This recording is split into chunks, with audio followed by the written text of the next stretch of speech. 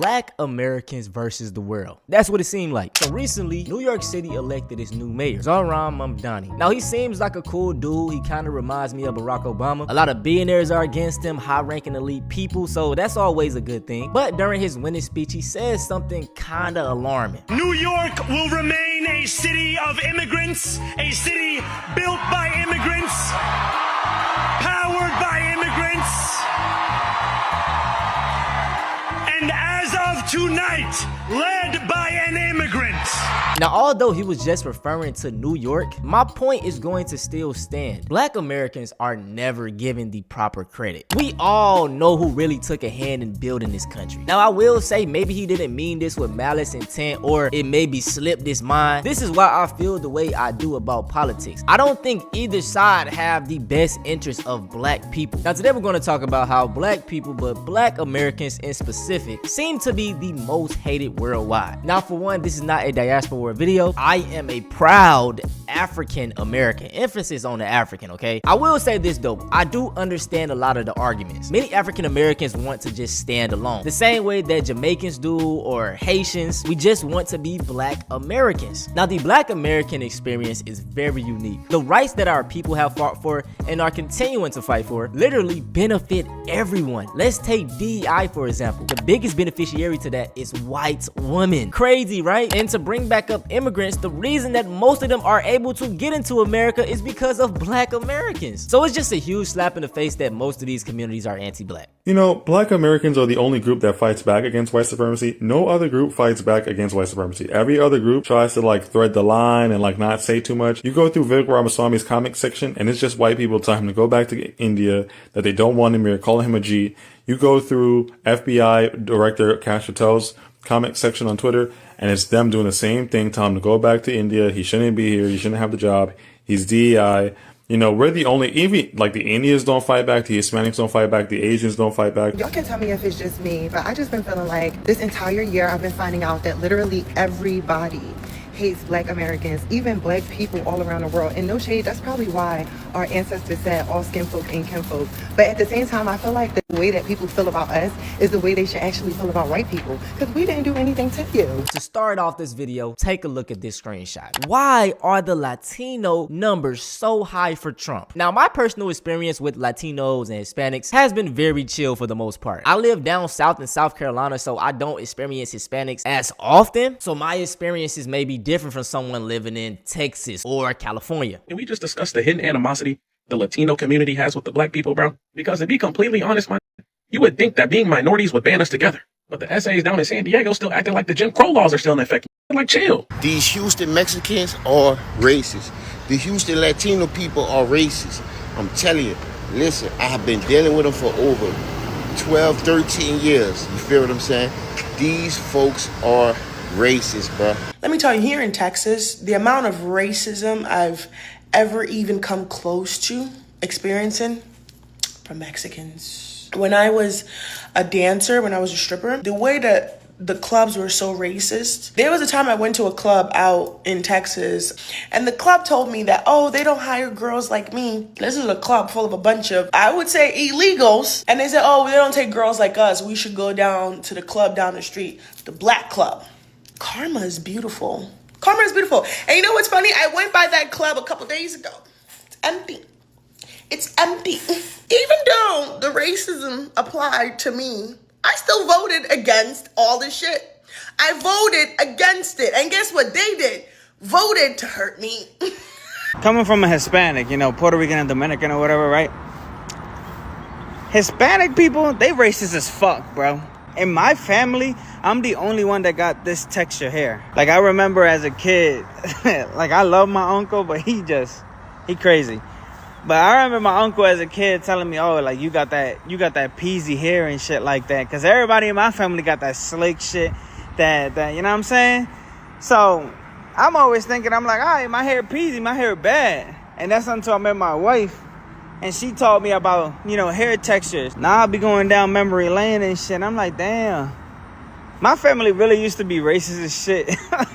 This isn't surprising to me. The whole entire world is anti-black. And this is because of colorism. Mexico was colonized by white Spaniards. And the closer you were to whiteness, the better. So, I mean, I get it. A lot of people don't understand when I say that Mexicans are culturally racist. Part of our culture is to frown upon dark-skinned people. It's been passed down to us by the Spaniards, by our colonizers, by the people that conquered us, taught us that dark skin is inferior, light skin is superior. Now, the next minority I want to discuss is the Asian American community. I already did a video on my second channel talking about the pick me Asian epidemic because a lot of them, they love that white validation of white gaze. But we do got to talk about the very much anti-blackness within the Asian community. Why don't you like us black people? Non-American Asians always gave me the cold shoulder. American Asians were cool and I often hang out with them. Are they just not used to us?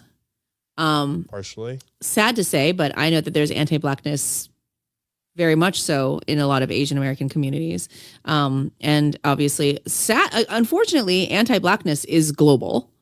And I think like it's a very long historical answer. Yeah. Some of it has to do with not being used to it. Okay, so colonization happened throughout the whole world when white colonizers took over Asia, Africa, all the other continents. And with that came the belief of anti-blackness that was instilled upon all of these communities.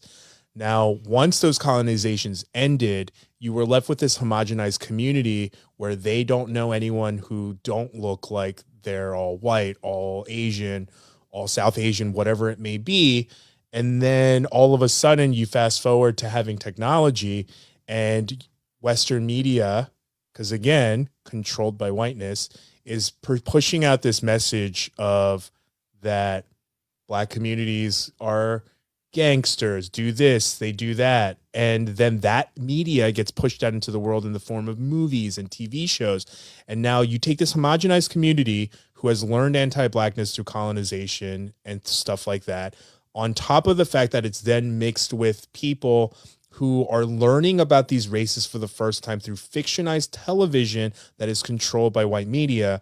And then you have this biased look. So when they meet black people for the first time, they're having to reconcile what they have been essentially brainwashed into thinking versus then trying to figure out what that means when they meet you and they're like, but you're not any of these things. This claim, unsupported by facts, is the result of a well-funded misinformation campaign scapegoating black people for anti-Asian violence. The president, who spread anti-Asian rhetoric that led to the increase in anti-Asian violence, not black. Robert Aaron Long, not black. The guy in New York City who attacked 7 Asian American women in one afternoon, not black. We are done listening to oppressors tell lies about the people whom they oppress. And while Asian Americans did experience the greatest percent increase in hate crimes, do you know who experienced the greatest increase in incidents of hate crime during that same period of time? Black people. The anime community can be pretty racist. And that's not just coming from like black cosplayers getting comments like, oh, this character isn't black.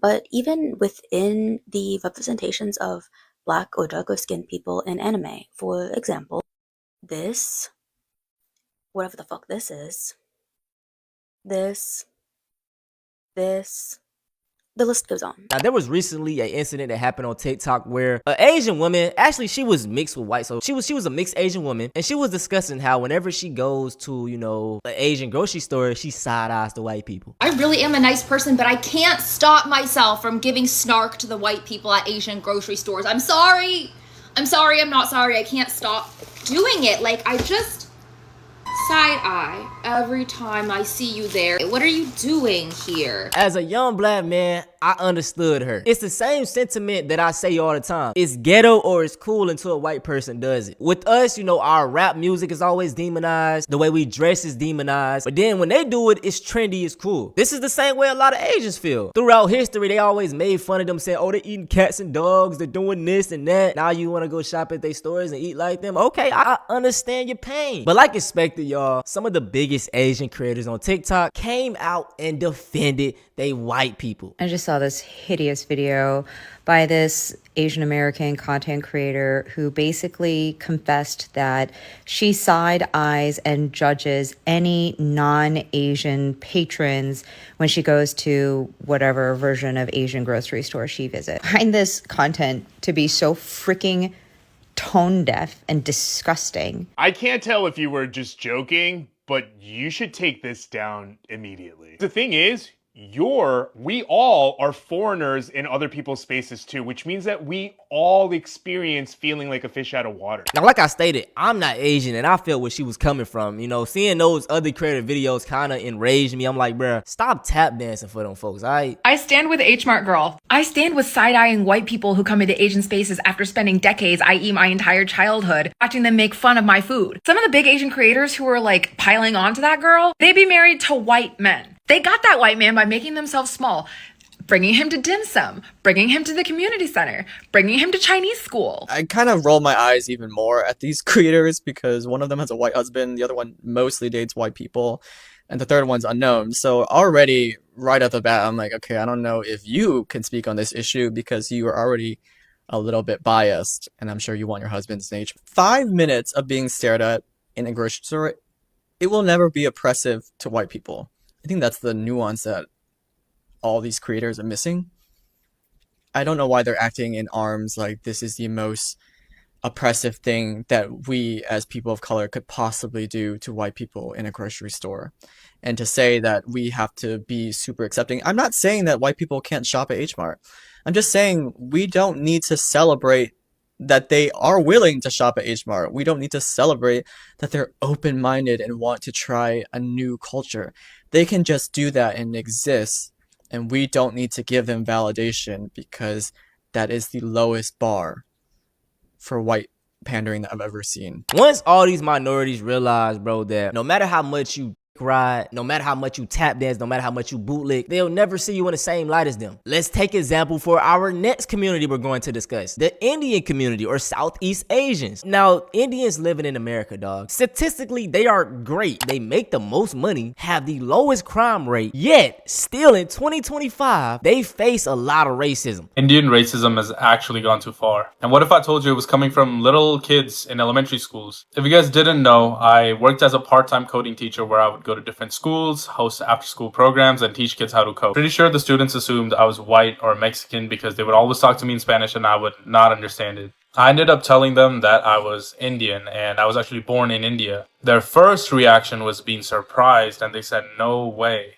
Their second reaction was going on their laptop, searching up the Indian street food and showing it to me and asking me, is this the food in your country? Mister, did you eat this when you were in India? Their third reaction was going on the internet and playing that fucking, you know the song I'm talking about, right? And for the rest of the class, I lost their focus. I couldn't get them back together because they were just messing around. Even after calling the coordinator, they kept messing around and, you know, doing the same shit over and over. I got hate crimed and physically assaulted last night for being Indian, and I want to talk about it. I went to dinner with my friends last night. At the table sitting next to us were two couples that were absolutely wasted. When their food was delivered to them by the waiter, one of the girls knocked the food out of the waiter's hands, and words were being thrown around, which was crazy because there was not a single black person in sight. She then starts yelling at me, saying racist things about me being Indian, calling me the N-word. She walks up to me, punches me in the head twice, and then takes me by the hair, starts pulling my hair out of my scalp, holding me down. Every example of any person that looks like me fighting back flooded my brain, and I was genuinely too afraid. Yo, recording me? No, I'm on live stream. Don't record me, buddy.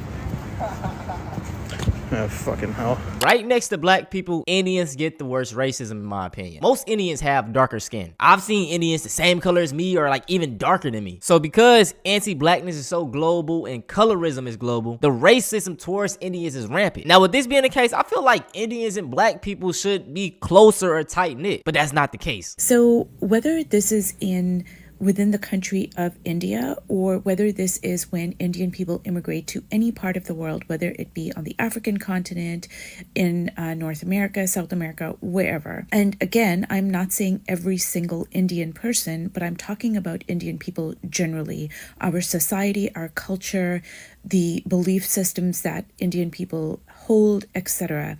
Indian people are extremely, extremely racist, especially towards Black people. So what's up with you? What's your name? Anand, can I see your ID or something? No, I mean, you can call the police or I can call the police. Can I see your ID? Yeah. Let me see your ID. Yeah. Take out your ID and I'll take out my ID. Let me take out your ID and I'm going to take out my ID. Okay, let's... can you get my phone? No, let's call the police. Give me your phone. Let's call the police. I'm in my own neighborhood where I live at, working in my neighborhood by my house, and I have this man asking me, do I live here? Yes. And what's your name? Dude, I'm going to start a civil lawsuit right now. That's what I'm going to do. Absolutely. You got to do it, man. But I want What's your name, man? Because I'm walking in the neighborhood where I live at, and I'm getting harassed. No, wait. He's unnecessarily playing us. But yes, bring my phone. I don't have my phone. Get my phone. Come with me and get the phone. I will. Get my phone. Because this guy will escape otherwise. Get my phone. Get my phone. Come with me. Yes. Get my phone now. Please. You see this man right here? I'm gonna keep him a distance back. He's steady walking up on me like this. Y'all see this? Yep.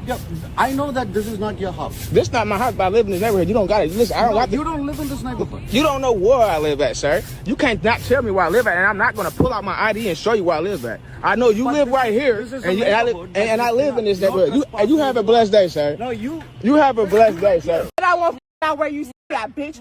You got me up. Sitting here, going into a party. Asking if you good. Bitch. You been staring at me. With your fake ass eyelashes. I don't get out of my face. You Also, as of recently, Twitter had a new update. You can now see the country that these Twitter accounts are from. And guess what? Some of the biggest / white supremacy pages were from non-white people. MAGA is freaking out right now because Twitter, which prefers to identify as X, released this new feature in which you could actually see the country of origin of an account, and it's now being revealed that a lot of these MAGA accounts out there with hundreds of thousands of followers that have a big influence online are actually based in other countries. The way my jaw stayed in place. So I could literally go through like 1,000 of these accounts, but I'll show you just a few. Like this account, America First Verified. Well, turns out this account is based in Bangladesh. How about America Man, based in Indonesia? What about MAGA Nadine over here? Oh, it's probably some dude based in Morocco. Okay, Mary Tiles, Texas, you sure post a lot of pro-MAGA stuff online. Oh wait, you're from Russia? Interesting. Like I said, I could keep going and going. Nigeria. This is a major account that always gets Elon Musk's attention. This is based in India. This Ivanka Trump fan account based in Nigeria. This big MAGA account is based in Papua New Guinea. This one's from Serbia. Ultra MAGA Trump 2028, Nigeria. Dark MAGA Coin, Thailand. The MAGA Beacon, South Asia. MAGA Nation, Eastern Europe. Aaron Trump News, Eastern Europe. Like, these pages are really part of the propaganda of why a lot of people feel the way they feel about Black people. And with me seeing these accounts from Nigeria, it's like, damn, even other Black people hate on Black Americans. No one, and I mean no one, does anti-Blackness better than a Black immigrant or like a Black person from the Caribbean or a Black person from Africa or wherever else in the world that doesn't like African Americans. No one. And it's not even funny anymore. I'm legit concerned because they be the greatest coons. Like, they'll say the most out-of-pocket, outlandish stereotypes or negative thing about African Americans, and I have to think to myself, where did this come from? Who told you this information? How do you know this? And it's even crazy because sometimes you'll find people that haven't even been to America, has never encountered an African American in their lives saying these things. And it's crazy because the way they talk about African Americans, you would think African Americans are the furthest demographic from them, right? Put a Black immigrant that can't stand African Americans on the phone and you'll be talking to a nationalist.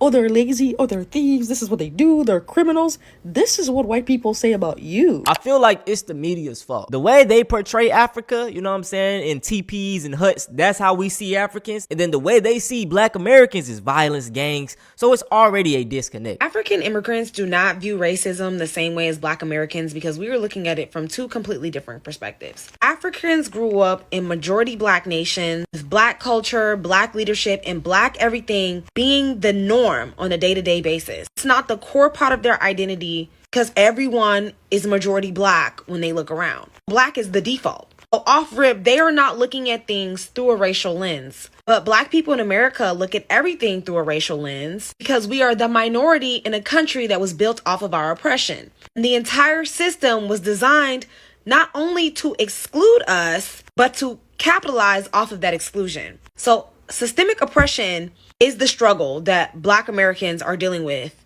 on the home front. Struggles that people are dealing with in Africa are due to a failing or underdeveloped system. Poverty, corruption, lack of opportunity, economic instability, which is really the legacy of colonialism and neocolonialism. So in their minds, they see America as having a functioning system. They see America as full of opportunity compared to back in Africa. So they come here and they focus on individual advancement, where Black Americans see the system as being historically and currently rigged against us. We are not immigrants. We are people from whom system was explicitly built to oppose. That's it for this video, man. If you are a minority, drop your thoughts down below in the comment section. And if you ever experience any racist friends, bro, put them folks in check, all right? But no more talking. I love y'all. If you want to see something similar to this, go check out me talking about It's Ghetto Until.